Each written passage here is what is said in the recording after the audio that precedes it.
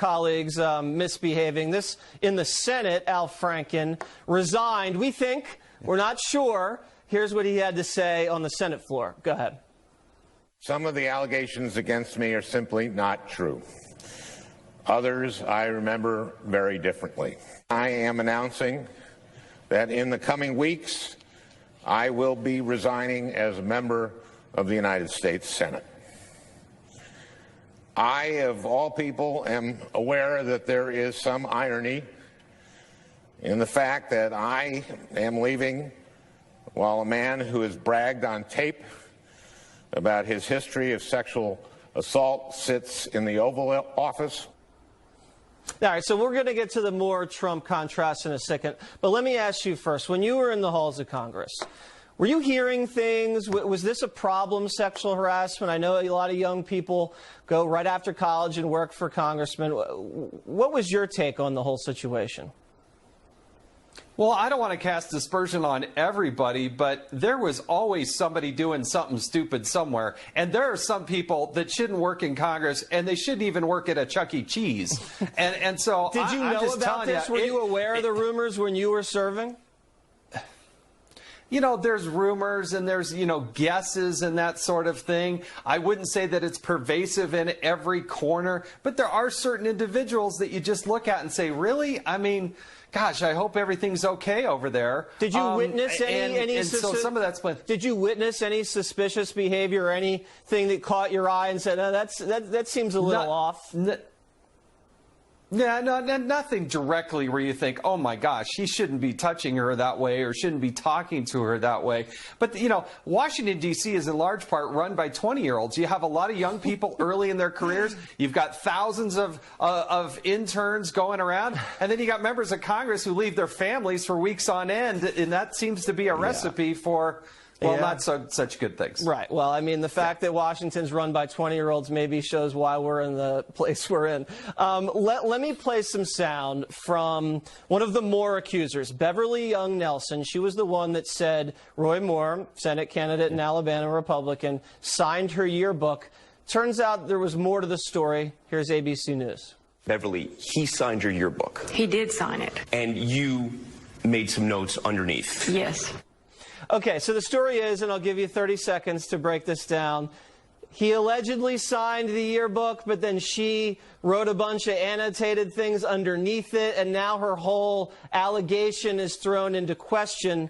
This election's right around the corner. What do you think? It goes to the credibility. The fact that the story initially came out 4 days after he wins the primary. Now we hear days before, and they're finally admitting, hey, maybe everything that was written as we presented, that wasn't necessarily true. You've got people in Alabama that get to be the judge and jury here and make a decision come Tuesday night. Yeah, well, voters will decide. She, 2 weeks ago, called for Bill Clinton's resignation. Goes a few weeks without saying anything about Senator Franken until yesterday. Now, that's not to say her decision is wrong, but most people have been discussing this within a framework of if someone does this, it's unacceptable and they should resign. It's unclear in the way she's been describing her actions what that rationale is. So that's the former Hillary Clinton advisor, Philip Raines, hitting back at Democratic Senator Kirsten Gillibrand for what he believes is a shifting standard on how politicians should respond to harassment allegations. Interesting topic and very interesting approach. Fox News contributor Bernie Goldberg out of Miami today. And Bernie, good morning to you. You've been watching all this unfold from down there in Florida. What do you think of his take, or is the issue much broader than that, Bernie? Yeah, well, in Senator Gillibrand's case, I don't think her real target, certainly not her primary target, despite what she says, I don't think it's Al Franken and Bill Clinton, who she said should have resigned office because of sexual misconduct. I don't believe those are her real targets. I think her real target is Donald J. Trump. Bill Clinton was the poster boy for sexual misconduct. Going after him, if you don't go after him, you can't go after anybody. And going after Al Franken was easy because everybody was going after Al Franken. But here's the point, Bill. If you're silent on Bill Clinton, then you can't go after Donald Trump, who I think is your real target. If she says that Bill Clinton should have resigned, because of sexual misconduct charges, and Al Franken should resign for the same reason, then connect the dots. Shouldn't Donald Trump resign for sexual misconduct charges? Look, the Democrats need a plan B. You think that's where they're going then, right? I mean, that's what you're saying. I think this is about politics. I think they need a plan B in case the Russian collusion thing doesn't work. And the plan B is sex. Interesting. Okay. So Conyers had to. You have Conyers on Wednesday. You got Franken yesterday. You had Trent Franklin last night. Then why not Bill Clinton? I'm sorry. Then why not Donald Trump? I think that's what it's about. Okay. Newt Gingrich was Laura Ingraham. This was from Wednesday night. I thought the back and forth was interesting. Go ahead and roll this.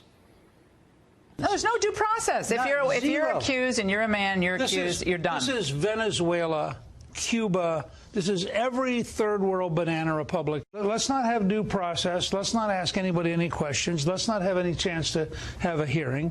Let's just lynch him. Because when we get done lynching him, we'll be so pure. We'll feel so good. I don't know how you feel about that. Give me a quick answer on that. Allow me to make a final point. I'm thrilled that you ran that clip, because this is the Republican version of political convenience and hypocrisy. If they defend Al Franken, two staunch conservatives defending Al Franken and saying their words that he's the victim of a lynch mob because he's not getting due process, what are they also saying? That President Trump is the victim of a lynch mob and he's not getting due process. That's a convenient way of defending Donald J. Trump. The people on the left and the people on the right make Machiavelli look like an amateur. They make him look like Rebecca from Sunnybrook Farm. Look, principles are either dead or on their deathbed. They're dying. But political convenience and, yeah, even hypocrisy is alive and well. I was watching a lot of the coverage on Al Franken's resignation yesterday, and liberal commentators were using words that, frankly, we have not heard in this debate so far. It was overkill, they say. We are the judge and jury. The punishment doesn't fit the crime. And I'm just wondering, what is different with Al Franken to get a reaction like that, do you think, Bernie? Well, a couple of possibilities quickly. One is that he may just be likable to the progressives. They may just like him. He was popular, and want to defend no him. doubt. Yeah. But another reason is, and I think this is something both liberals and conservatives should think about. We don't want to go too far here. There's a big difference between accusations, credible accusations of rape against Bill Clinton when he was Attorney General of Arkansas, and stuff that Al Franken was doing. It may have been unacceptable. It may have been crude. It may have been unwelcome. But we can't lump everybody into the same category. Okay. Grabbing somebody, kissing somebody that doesn't want to be kissed isn't the same as raping somebody who doesn't want to be raped. I heard Tom and that may be part of what this is about. Say this week, no one knows where the lines are. So just watch that and see how that moves. Bernie, thanks. We've got to run. Good to see you on a Friday. Bernie Gillibrand. Okay, Congressman. Just received a call from Secretary Clinton.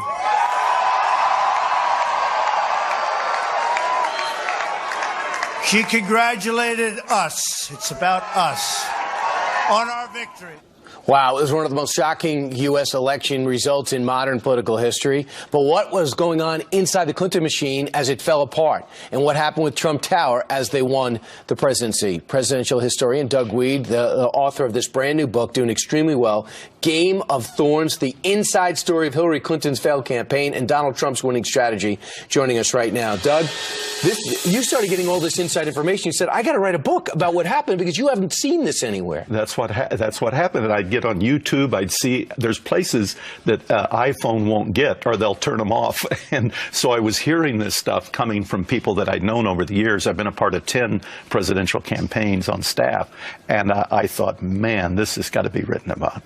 So first off, the stunning news comes down. Clearly, Florida was not going to Hillary. It goes to Trump. Then little by little, she starts losing the Rust Belt states. When it became clear and she makes the phone call that you just saw right there that Donald Trump receives, how does Hillary react, according to your sources? According to my sources, a violent reaction. There were 3 sources at the Peninsula Hotel, and they said she just freaked out. In fact, the story was so exciting and controversial and disturbing that I went to old Clinton sources who'd been with her for many, many years, for decades, said, is this possible?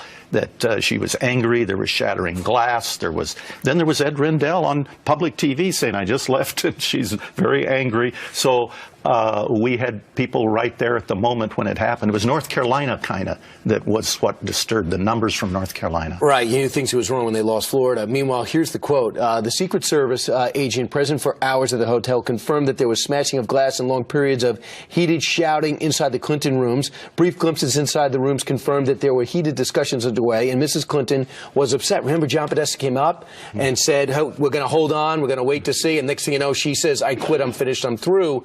She starts blaming right away, right? Yeah, Jim Comey, and that was an interesting thing.